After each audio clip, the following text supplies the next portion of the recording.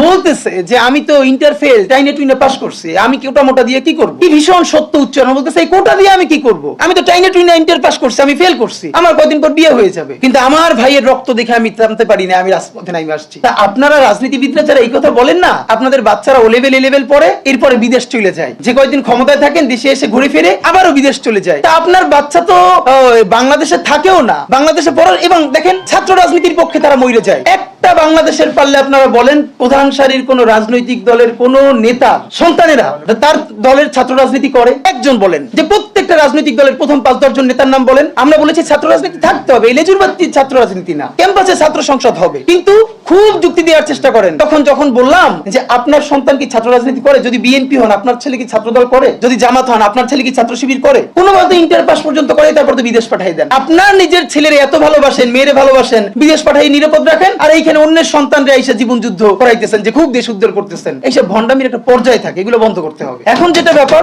আপনারা এই যে ইসের ব্যাপারে দেখেন, গত 1 বছরের ব্যাপারে আপনাদেরকে বিনীত আকারে বলি, মিডিয়ার ভাইরা যেটা করছেন না, গত 1 বছরে বাংলাদেশে তো গৃহযুদ্ধ হওয়ার কথা ছিল, 1000 বার বলেছি। আওয়ামী লীগ নিজে বলেছে আর পতন হলে 5 লক্ষ মানুষ মারা যাবে। এটা সে কেন বলেছে?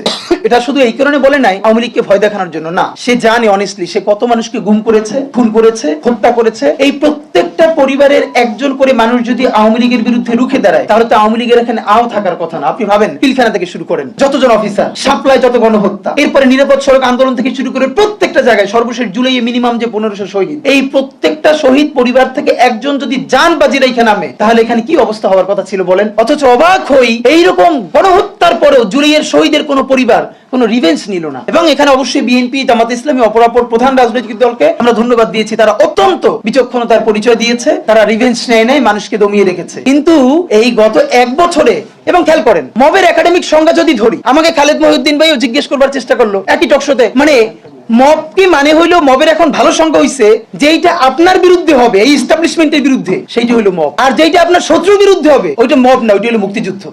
বাংলাদেশের স্বাধীনতার ইতিহাসে সবথেকে নিকৃষ্টতম ভয়াবহ মবের নাম শাহবাগের সন্ত্রাস। যেই শাহবাগের সন্ত্রাসের মধ্য দিয়ে বাংলাদেশের প্রথম বিপরীত রাষ্ট্রকল্প তৈরি করে এখানে প্রত্যেকটা রাষ্ট্রীয় প্রতিষ্ঠানকে ধ্বংস করা হয়েছে, বাংলাদেশের বিচার ব্যবস্থা, বাংলাদেশের আইন ব্যবস্থা, সচিবালয় সবকিছুকে গুড়িয়ে দেওয়া হয়েছে। সেই শাহবাগ সন্ত্রাস না, সেই শাহবাগ মব না, সেই শাহবাগে প্রত্যেকটা জাতীয় দৈনিক প্রথম পাতায় লিড নিউজ করেছে তারা কখন মোম জ্বালাচ্ছে।